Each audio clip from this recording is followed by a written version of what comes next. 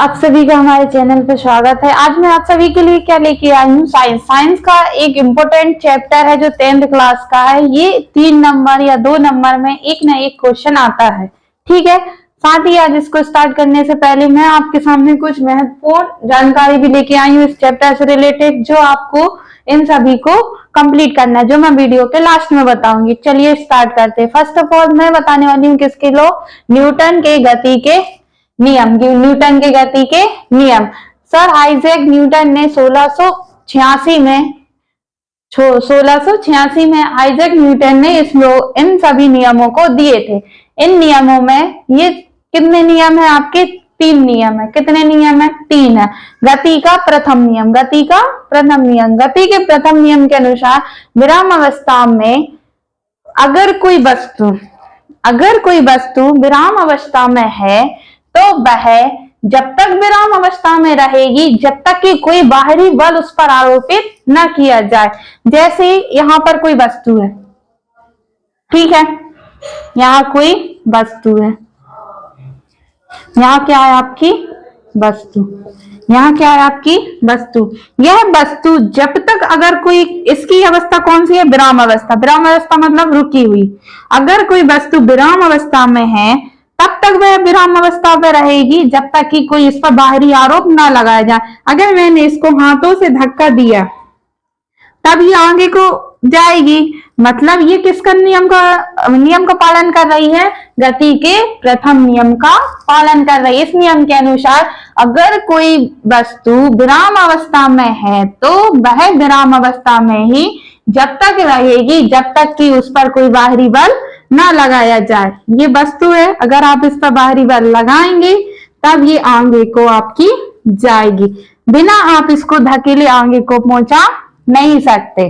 उदाहरण के लिए अगर आप एकदम से बस में बैठे, क्या कर रहे हैं? बस में बैठे हैं, तो आप अगर विराम अवस्था में हैं, बस पर अगर आप किसी सीट पर बैठे हैं, तो अगर बस एकदम से चलती है तो आपको लगता है कि जो व्यक्ति बैठा है वो, उसको क्या लगता है? धक्का लगता है। तो वो किसका उदाहरण है? वो भी क्या है? आपका गति के प्रथम नियम का उदाहरण है। अब देखते हैं गति का द्वितीय नियम। गति का द्वितीय नियम, किसी वस्तु के साविक परिवर्तन की दर उस पर लगाए गए बल के समानुपाती होती है। सबसे पहले साविक क्या होता है? साविक क्या होता है? द्रव्यमान और वेग का गुणनफल होता है। द्रव्यमान और वेग का जो गुणनफल होता है उसे ही सावेग कहा जाता है, ठीक है।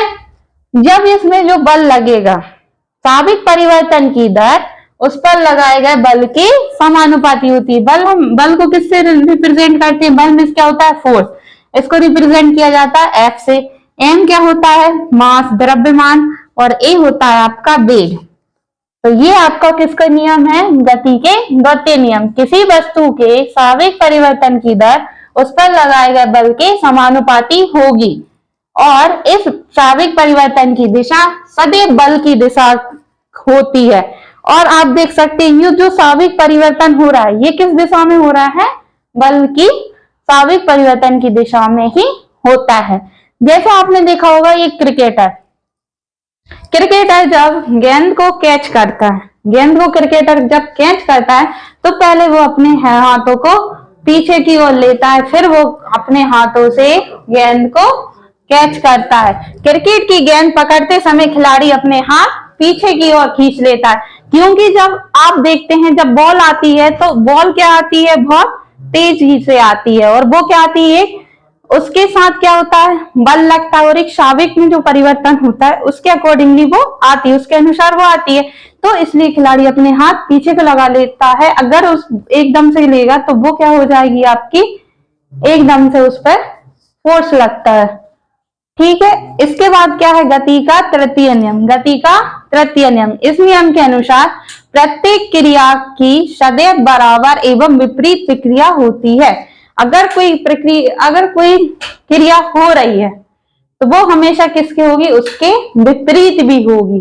जैसे आप देखते हैं, गोली छूटने से पहले बंदूक पीछे की ओर गति कर लेती। जब अपन राइफल से जब गोली चलाते हैं तो बंदूक जो गोली निकलती है तो वो इतनी स्पीड से निकलती है कि गोली तो निकल रही है, बंदूक से गोली निकलती है तो वो क्या है, एक कार्य कर रही है, लेकिन जो गन है वो पीछे की ओर जा रही, मतलब गोली निकली है लेकिन उसके प्रतिक्रिया के बराबर भी क्या हो रही है, क्रिया होती है। तो वो किस में जाता है, गति के तृतीय नियम में। ठीक है, मैं आपको अब बताने वाली हूँ कुछ इंपोर्टेंट जानकारी। जैसे मैंने क्या बताया था, ये आपकी कंपटीशन एग्जाम से भी रिलेटेड है और 1 नंबर के आंसर में ही आता ही है 10th क्लास में। जैसे गति के प्रथम नियम, इसको बोलते हैं जड़त्व का प्रथम नियम, द्वितीय नियम साविक का नियम, तृतीय नियम को बोलते हैं प्रतिक्रिया नियम। और जड़त्व के 3 प्रकार होते हैं, पहला होता है विराम जड़त्व, गति जड़त्व और दिशा जड़त्व। और गति के द्वितीय नियम, गति का द्वितीय नियम F = ma, ये आपको प्रूफ करने के लिए आता है। मिलते हैं नेक्स्ट साइंस की वीडियो में।